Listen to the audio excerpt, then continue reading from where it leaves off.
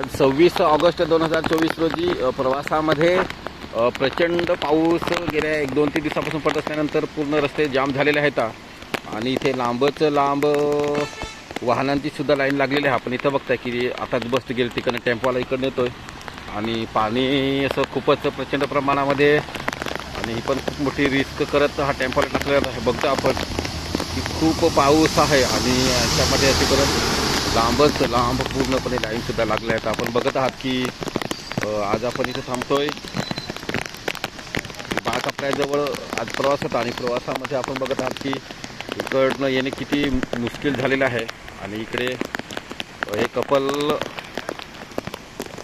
पण दिसत आहे की ते जीव धोक्यात घालून पाण्यामधून आपला प्रवास करत आहेत आणि आजूबाजूला आपण बघतोय की प्रचंड पाऊस साचलेला आहे. रस्ते पूर्ण जलमय झालेले आहेत आणि इकडं लांबच्या लांबच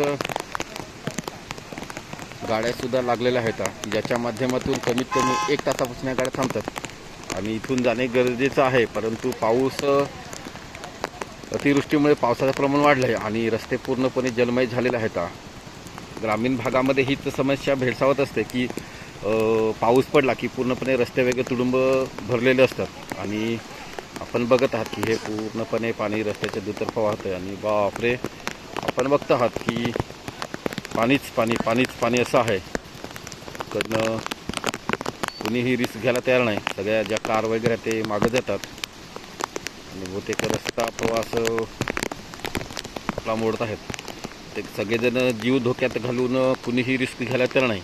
आपण बघत आहात की जर समजा अशा प्रकारे जर असेल तर नेमकं काय करावं. परंतु त्या निसर्गाच्या सान्निध्यामध्ये आपण बघत आहात की पूर्ण जलमय झालेलं असं वातावरण आहे आणि एकीकडे खूप सुंदर मजासुद्धा वाटते. इकडे तिकडे वाहनांची वर्दळ पण साचलेली आहे आणि पाण्याचा वाढता प्रवाह आपण बघत आहात. तिकडे सुद्धा